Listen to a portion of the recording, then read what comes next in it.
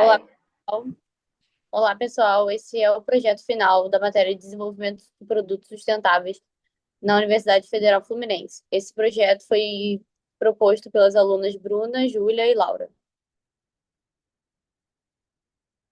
Pode passar. Bom, para a criação desse projeto, né, a gente pegou um problema que é bem atual, que é o uso exacerbado das cápsulas. E para isso a gente precisou entender esse histórico, né? Em 1986 foi comercializada a primeira cápsula de café. Em 2012, as patentes foram, novas patentes foram criadas e começaram a ser comercializadas por todas as marcas. E em 2018, cerca de 56 bilhões de cápsulas foram descartadas em aterros sanitários em todo o planeta. E atualmente, em 2025, a gente criou esse projeto de uma cápsula reutilizável a partir de aço inox. Pode passar. Então, a solução desse problema seria a criação de uma cápsula de café reutilizável que substituiria as cápsulas descartáveis, que faria, que acarretaria na redução da extração de matérias-primas e geraria menos resíduos. Então, com isso, o consumidor ele poderia produzir novas bebidas, todas as bebidas, tipo chocolate quente, cappuccino, e isso garantiria uma maior autonomia para o consumidor e geraria menos impacto ambiental. Pode passar. então, gente, agora falando um pouco sobre o modelo do nosso produto, né, que a gente fez no Shape. Do lado esquerdo a gente tem o corpo da cápsula, as imagens do corpo da cápsula, né? A primeira imagem a gente tem a imagem frontal da cápsula, depois a imagem superior, que a gente pode ver que a cápsula ela é oca por dentro, e ela tem uma parede de mais ou menos 8 milímetros de espessura. E depois a gente tem a imagem lateral para poder ver um pouco melhor como é que ela é. A tampa da cápsula, a gente fez 12 furos nela, e tanto a tampa quanto o corpo da cápsula, os dois são feitos de aço inox. Então, na tampa, a gente fez 12 furos, e na última imagem da tampa, a gente pode ver também meio que uma parede que a gente fez para a tampa conseguir prender bem no corpo da cápsula e não vazar nem o café. A gente também fez o anel de vedação, que o anel a gente fez em borracha EPDM, porque esse material garante uma melhor vedação e tem uma durabilidade boa.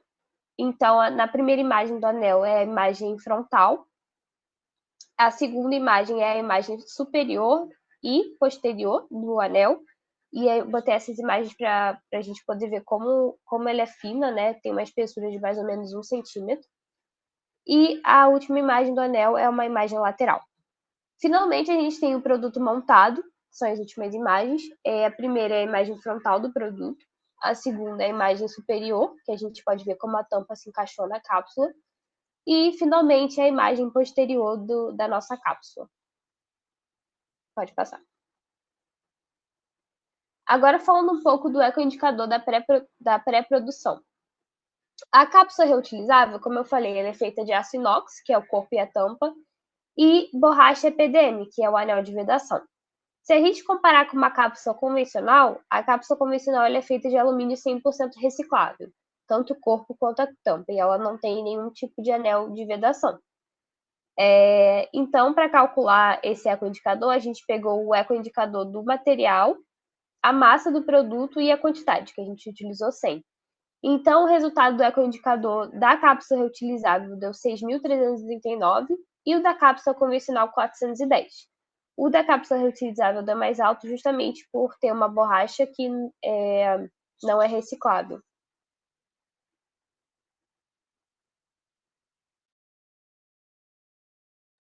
Perdão.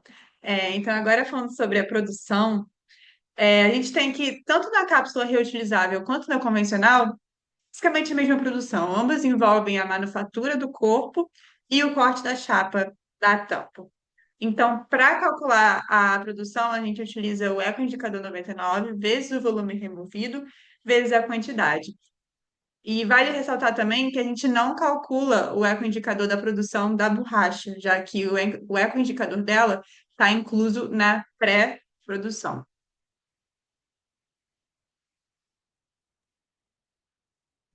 Bom, para calcular o Da embalagem, a cápsula reutilizável, ela seria disponibilizada dentro das embalagens de café que já são comercializadas no mundo todo, e elas seriam dispostas ali dentro porque ela não tem nenhuma interação com o material. Então, a gente assumiu o valor de zero no resultado do ecoindicador da embalagem, enquanto a embalagem da cápsula convencional ela é feita de papelão fino. Então, para calcular esse ecoindicador, a gente precisa pegar o ecoindicador da embalagem, a massa dessa embalagem e a quantidade de embalagens. E aí, no resultado desse ecoindicador, para cápsula reutilizável, a gente assumiu o valor de zero, e cápsula convencional, a gente achou 55,2 de resultado. Pode passar. Para a distribuição, o ecoindicador da distribuição, a gente pegou primeiro o volume do container, que a gente vai transportar ele dentro de container do Porto do Rio para o Porto de Lisboa. A gente pegou o volume do container e dividiu pelo volume das embalagens. Primeiro, para a cápsula reutilizável, a gente dividiu pelo volume da embalagem de café. E aí a gente achou que a gente consegue distribuir 11.400 embalagens de café a 500 gramas, então totalizando 5.700 quilos de café. Enquanto a cápsula convencional, a gente consegue transportar mais embalagens, porque elas são menores. Então a gente consegue é, distribuir 63.920 embalagens, mas a gente só consegue distribuir 5.113 quilos de café.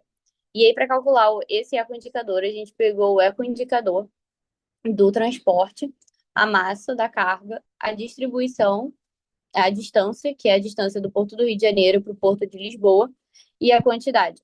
E aí, para a cápsula reutilizável, a gente achou um resultado de 6.738, enquanto para a cápsula convencional a gente achou 36.978.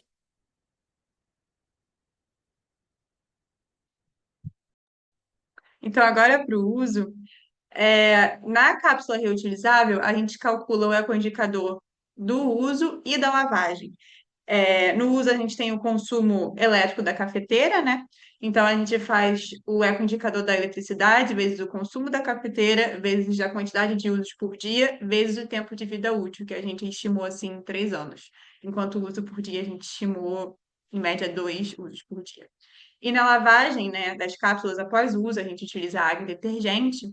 Então, para calcular o ecoindicador, a gente faz o ecoindicador da água, vezes a quantidade de litros utilizado, vezes a quantidade de usos por dia, vezes o ecoindicador, mais o ecoindicador do detergente, vezes a quantidade de litros e vezes a quantidade de usos por dia. Enquanto na cápsula convencional, a gente só calcula o consumo elétrico da cafeteira, já que após o uso, a cápsula ela é descartada, ela não é lavada. Então, como resultado, a gente tem que na cápsula reutilizável, a gente tem o ecoindicador de 63, enquanto na convencional, o ecoindicador de 7.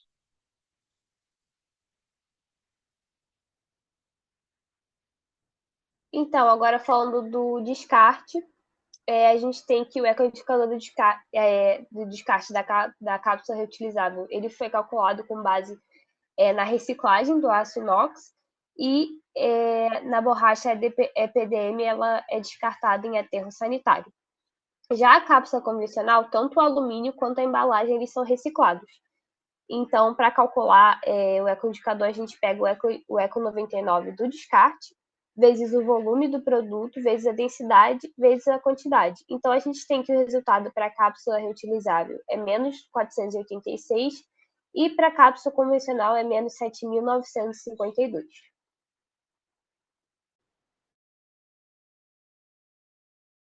Agora, sobre o modelo de negócio, o nosso modelo de negócio se baseia em 4 pilares principais: os fabricantes de café, que têm uma valorização do produto, os fornecedores e distribuidores de matéria-prima, que eles garantem insumos de qualidade e um pagamento condizente com o mercado, os distribuidores e plataformas de e-commerce, que eles garantem maior visibilidade para o produto e uma remuneração por venda ou taxa de comercialização, e, finalmente, os consumidores, que eles têm uma diversidade, uma liberdade de sabor, porque eles não necessariamente fazem só café, eles podem fazer a bebida que quiserem com a cápsula.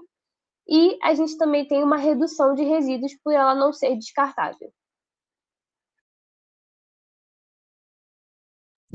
Bom, aqui a gente trouxe uma ilustração assumindo que um brasileiro, em média, consome 5 quilos de café por ano, a gente consumiria, então, 625 cápsulas descartáveis por ano por pessoa. Enquanto com a nossa cápsula reutilizável, a gente só consumiria uma cápsula por ano por pessoa. E agora, concluindo, a gente tem que o ecoindicador que mais impacta o meio ambiente, né, a fase que mais impacta o meio ambiente é a pré-produção, já que com a extração de matéria-prima a gente tem grandes emissões e um grande uso de energia. E aí a gente conclui, então, que a nossa cápsula reutilizável, ela reduz o impacto no meio ambiente, já que ela substitui as centenas de cápsulas descartáveis. Então, ela diminui a produção constante de novos materiais e evita, assim, a geração diária de resíduos.